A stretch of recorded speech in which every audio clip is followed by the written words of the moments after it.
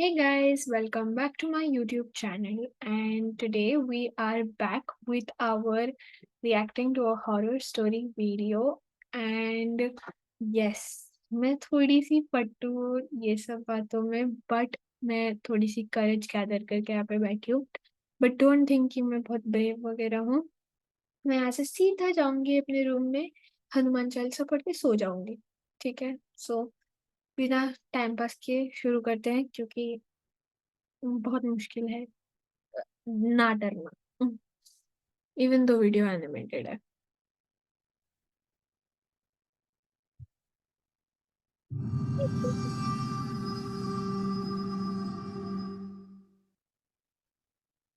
शापित रात। राजीव एक बड़ी मल्टीनेशनल कंपनी में काम करता था। कभी कभी उसके ऑफिस से घर आते आते अंधेरा हो जाता था। राजीव को अक्सर ऑफिस से उसकी कैब घर के बाहर वाली रोड पर ड्रॉप कर देती थी। एक दिन राजीव को घर आते आते रात के 1 बज गए थे। थका हुआ राजीव अभी भी रात के 1 ही बज रहे हैं. बस घर जाकर खाना खाकर सोना चाहता था। घर के रास्ते पर चलते हुए राजीव को सामने से कुछ लोगों की भीड़ आती दिखाई दी। वो सड़क ज्यादातर सुनसान ही रहती थी। लोग हवा में चल रहे हैं. यहाँ पे देखो तो उनके पैर जमीन पे टच नहीं हो रहे. स्कैरी. फिर मुझे थिंग का हाथ बनाने आता है.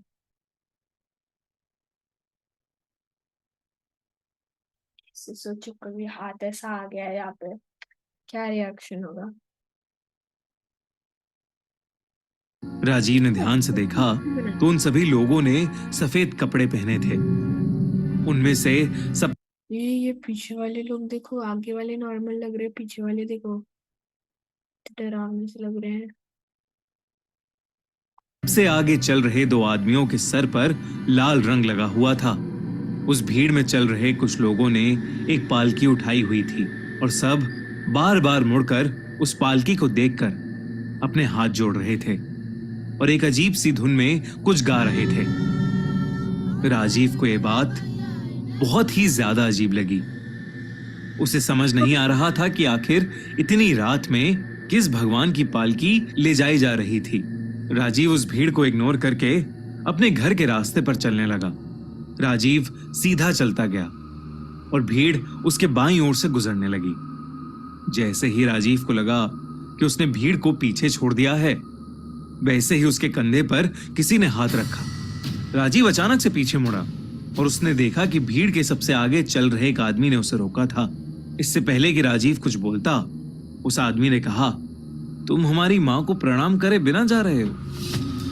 तो सही में पेट में से बटरफ्लाइज जैसे हो रहा है. एंड ये ऐसे खुशी के बटरफ्लाइज नहीं है, ये डर के बटरफ्लाइज है. राजीव की नजर पर्दों से ढकी पालकी पर गई तो उसे वो पालकी बिल्कुल खाली लगी। राजीव अरे पालकी में लोग दिख रहे हैं, ये देखो. को वो लोग बहुत अजीब लग रहे थे। राजीव ने दूर से ही हाथ जोड़े और तेजी से वहां से निकलने लगा। तभी उसके पीछे से उसका हाथ किसी ने पकड़ लिया। राजीव ने देखा कि जो लोग पहले मुस्कुरा रहे थे, अब उनके चेहरे एकदम गुस्से से भर गए थे। उन लोगों के शरीर का रंग नीला सा पड़ने लगा था। राजीव अपना हाथ छुड़ाने लगा कि तभी जादूज, स्कैरी जादूज. हे उस आदमी ने कहा, तुमने हमारी देवी का अपमान किया है, अभी पश्चाताप करो, नहीं। मैं लिटरली बताऊँ तो मेरे पापा बाहर गए और अगर उन्होंने अचानक से अभी दरवाजा खोला ना ऐसे चाबी डाल के, तो मैं बहुत डर जाऊंगी. नॉट क्योंकि मैं ऐसे उनसे डरने की वजह से नहीं, क्योंकि अभी हम हॉरर स्टोरी देख रहे हैं, ठक करके आवाज आएगा. I can't imagine. बट ठीक है, कोई नहीं, सह लेंगे थोड़ा. तो अनर्थ हो जाएगा। अब राजीव को उन लोगों पर गुस्सा आने लगा था। उसे लगा कि भीड़ में वो लोग चोरों चक्के होंगे जो रात में चलते फिरते लोगों को देवी का डर दिखाकर लूटते होंगे। उसने गुस्से से अपना हाथ छुड़वाया और बोला, नहीं मानता मैं तुम्हारी किसी देवी को। पता नहीं कौन से पागल खाने से भागकर आए हो सबके सब। इतना कहकर राजीव वहां से चला गया और उसने पीछे मुड़कर नहीं देखा। दरअसल राजीव बचपन से ही अंधविश्वास से दूर रहा था। वो इस हद तक इन सब बातों से दूर हो गया था कि उसने भगवान में भी मानना बंद कर दिया था।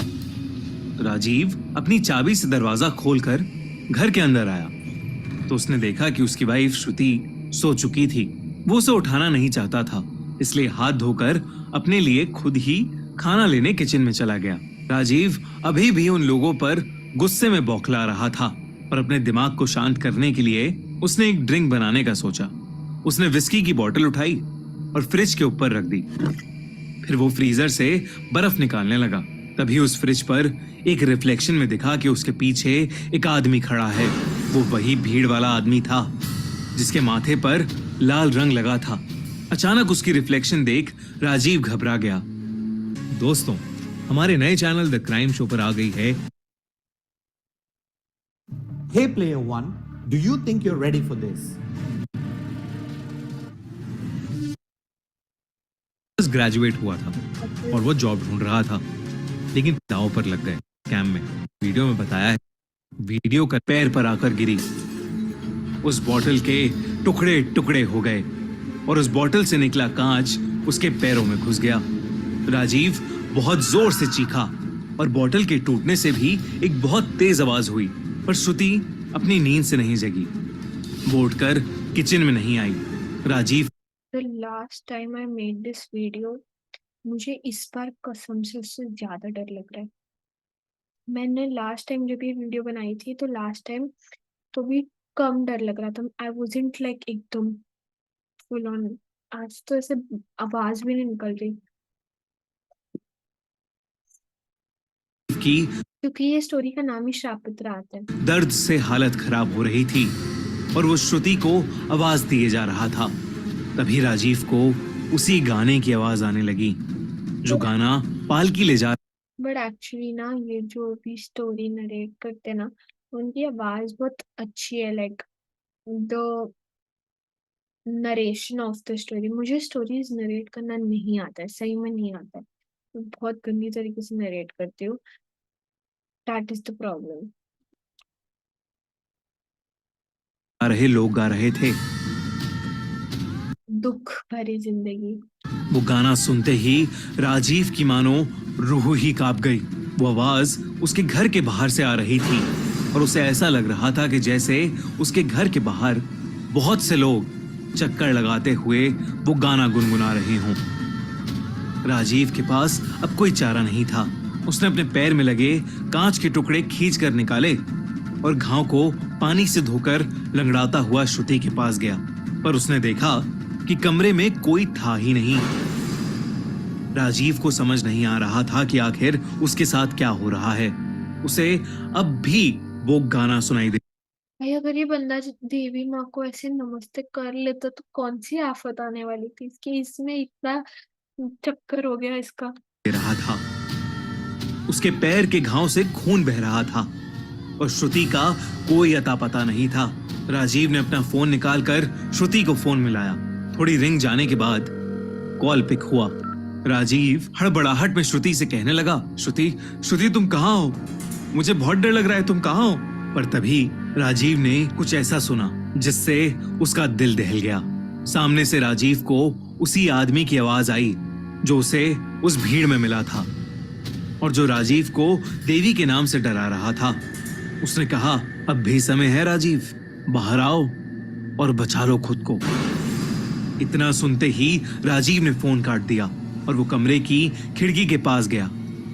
उसने खिड़की से बाहर देखा तो वहां पालकी लेकर वही भीड़ खड़ी थी और वही गाना गाए जा रही थी। राजीव की नजर इस बार जब उस पालकी पर पड़ी तो उसे अंदर एक औरत की परछाई दिखी। राजीव को कुछ समझ नहीं आ रहा था।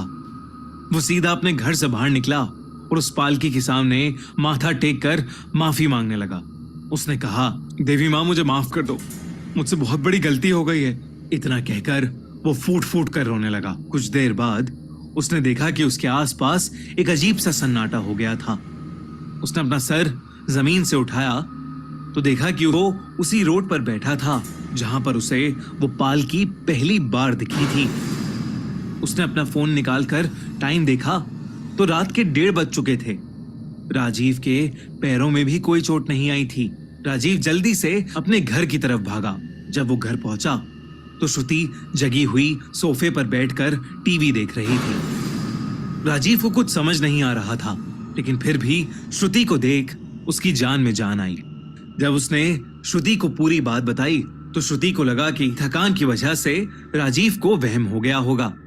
भले ही किसी ने राजीव की बात पर विश्वास न किया हो, पर राजीव तब से भगवान और हर तरह की सुपर नेचुरल चीजों पर विश्वास करने लगा। भाई हम भी मानते हैं।